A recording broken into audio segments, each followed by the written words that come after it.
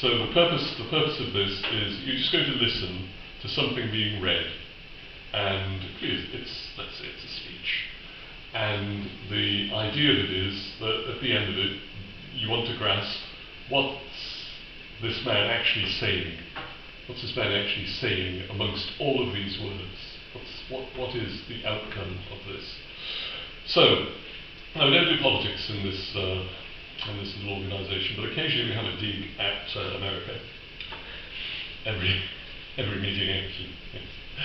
And I happened to notice, because I follow these things, that there was a cabinet meeting in the White House which was held during March, and in it was President Trump surrounded by the usual sycophants all the way around the big table. I'm sure you've seen it on the news. He sits and people are standing behind him, ready to applaud and lick his head and all that sort of thing. And this is a meeting where he is discussing a range of things, including some government contracts.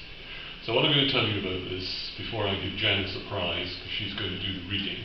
You're the president. He's the president. You're the president. Okay. The clue in this is that something called the Sharpie. The Sharpie is apparently a pen costing or worth $1,000. So you'll hear that referred to in this Sharpie. And it's the pen that the President of the United States usually uses to sign documents, apparently. And today, the President is not holding a Sharpie, he is holding a different pen, which he is going to use to sign a contract. And in doing that, he suddenly puts the pen down. They're talking about these contracts and various things. This new building at the White House, the one that's just been stopped by a judge because it weren't doing the proper things. And there's also the Trump-Kennedy Center issue of a lot of work that's being done to that. I don't know if you follow that, but that's what's happening. So they're doing contracts, but then he puts the pen down, which is not a Sharpie, and he says the following. So that's your task, to listen to the following, and then at the end of it, just to pick out of it what he's actually saying, what the outcome of this is. So, okay, you begin reading in your own voice, at your own speed, where the arrow is. Okay. Just let me go and sit down so I can be on the same level. Shall I channel my inner Trump? So, let's imagine we're in the Cabinet Office and the President is just about to speak. Thank you, Mr. President. You're the best President there's ever been. Oh, yeah, right here, this pen is an interesting example. It's the same thing. So this pen is very inexpensive, but it writes well. I like it, but I can't have the pen the way it was. You know what it is? I don't want to give too much publicity, but they do treat me well, Sharpie. So I came here, they have 1,000 pens. And you hand pens out, you're signing, and you're handing them out, you're handing them to all these people. Sometimes you have 30 to 40 people, and they were $1,000 a piece. Beautiful pen. Ball point, it was gold. Gold and silver. Gorgeous. But I'm handing out to kids that don't even know what they say. What is this money? They don't even know what. They say, what is this money? There's these kids, they're getting a pen for $1,000. They have no idea what it is. And I feel guilty because I'm like, I'm by nature, I don't you know it's the government. I love the government like I love myself economically. I want to save money, so I'm saying this is crazy. And it had another problem.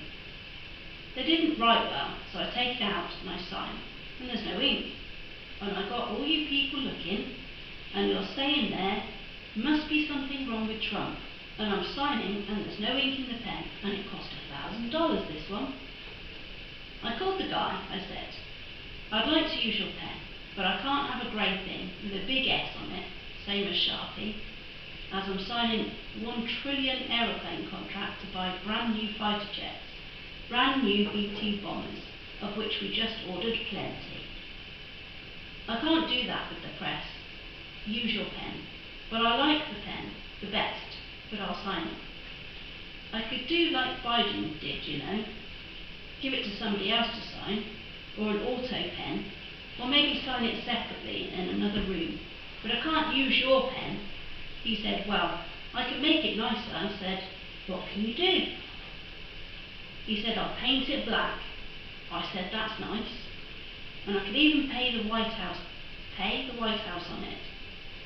Sir, if you like it like in gold, almost real gold, not bad. And I can even do your signature, sir. And by the way, this was not staged. I just saw the pens in there, and I thought of this as an example of how $25 million spent by me at the Federal Reserve Building would be a better job than $4 billion that they're spending.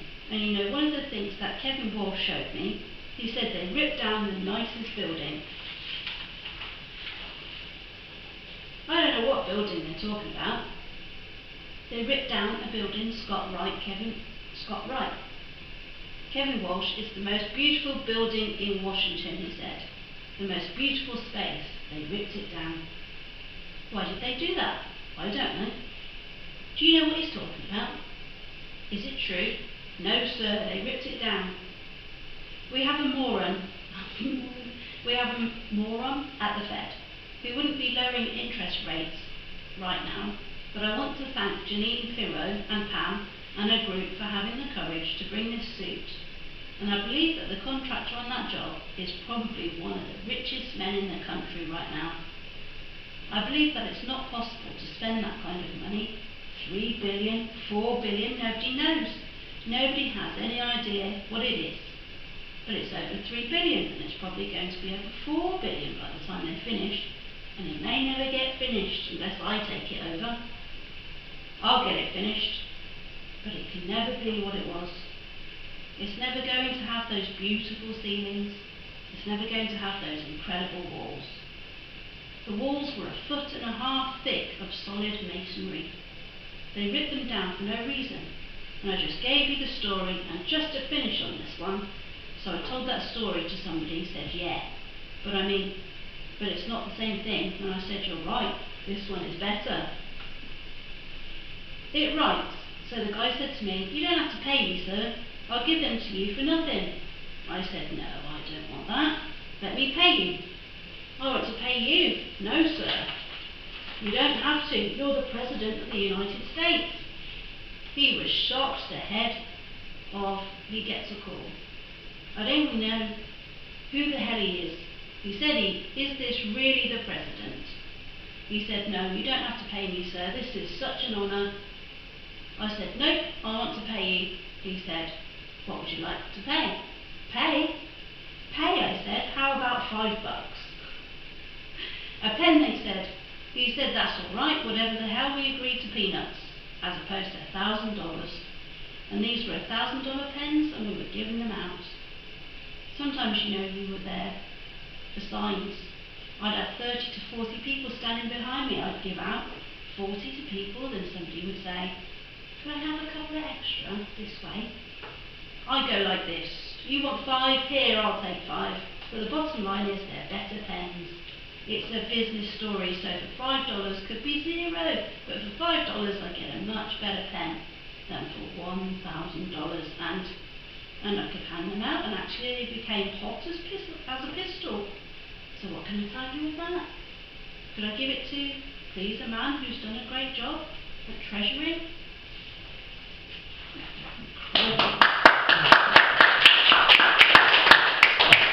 That was hard to read. Beautifully read, beautifully read. I must say, it's hard to read because it's hard to read. It's bonkers. But he has got a message. What's the message out of all of that?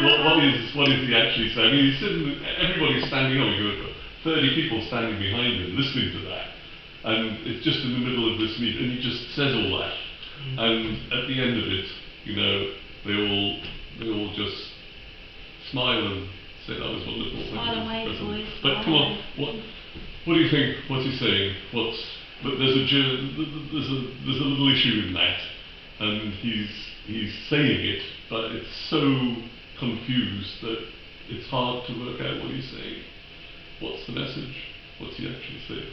Any idea? There seems to be two. There seems to be the one obviously about the pens, and then the other one he goes off with talking about other stuff. But it seems to be that I'm very clever. I've managed to save a lot of money by buying cheaper pens, and everybody's really happy about it, and it's far better than the pen situation we had before.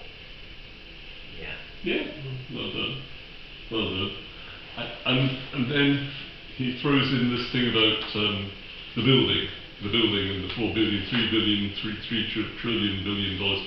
I think he's talking, in fact, about the another building in Washington, which apparently is being refurbished, and he's upset about the fact that a federal judge has just stopped this ballroom being built at the White House because they didn't comply with any of the building regulations or anything else before they set off to do it. So it's all been excavated, there's a big hole in the ground, and it's been stopped now. So what he's saying is, my building's been stopped, but these people are spending a lot of money on another building, and I don't think that's fair, because he never thinks anything's fair. But he kind of just throws that in. But yes, he buys cheaper pens now, and he wants that message. He says, we have a moron at the Fed who wouldn't be lowering interest rates right now, but I want to thank Pierre and Pam for having the courage to bring this suit. That's somebody who's taken action against the Fed. And what he's saying is that he says he loves himself economically. I've had a chance to read this, obviously, you have today. I've had a chance to, he says, I love the government like I love myself economically. I want to save money, so I'm saying this is crazy and it had another problem. So what he's saying is that the people at the Federal Reserve are all morons. They don't know what they're doing. Interest rates are wrong, the Treasury policy is wrong, everything's wrong. They just listen to him, and you can prove it by the fact that he now buys $5 pens instead of $1,000 pens, and that proves that the Fed is no good and he's brilliant. So yeah, any other thoughts? What? Only the fact that he said, well, he has no idea of anything, really. He said something about he's no idea, and I thought, yeah, that's right, you've got no idea about anything. There's one thing in it that's rather strange. He sees that saving $5 is more important than dealing with the contract for multiple $1 trillion aircraft. And as far as he's concerned, that goes wrong. But $5. Yeah. It's almost like that's something that's small that he can grasp and understand. Yeah. When you get around trillions, then it's too much for him to manage. And so this smaller example is something he can grasp and literally hold in his hand, and it makes more sense to him 5 versus 1,000, to go to the trillions. As it probably would be for all of us sometimes. But that's what he's got experts for, supposedly. He doesn't listen to them. No, and nobody can disagree with him.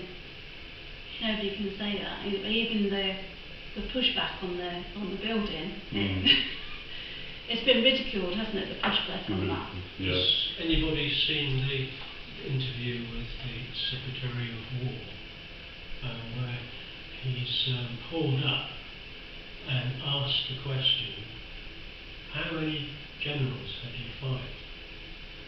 Don't know. 8. What were the reasons for firing them? President values people.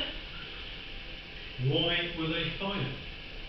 President values people. After 4 times, the guy gave up. He wasn't going to answer. Come on, this is the actual defence of the war defence guy. He's got no idea what he's doing. Or he's only got a script that he's allowed to speak from, and any deviation from that, you're fired. You're fired. Yeah. Like Pam Bondi, the Attorney General, the blonde bombshell Attorney General, just got fired today. Oh, Did today she? was it? Yeah. That time too. Yep. and the statement that was given out to us is that she's going to a much needed and very important job in the private sector.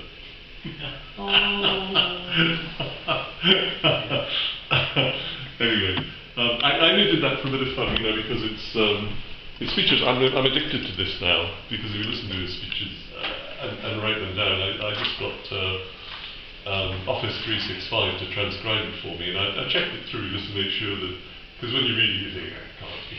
Yeah, it doesn't even make sense. It doesn't make any sense, but they're all like that, all the speeches are like that. But that was just for fun. I thought next time, we haven't done evaluation since Judy did a workshop on evaluation, must be, wow, season 2, maybe even 2 seasons ago. So we'll follow that up with a real speech. And the idea behind that will be just to listen to the speech and to think about the significant points in the speech as we go along. We'll have a little workshop. Might do it next time. We'll see. Cool. Yeah. Okay. It's 8:25. Shall we have a break now? Yeah. We'll have a break now, and then we'll decide what we do after that. Okay. Right. We'll come back at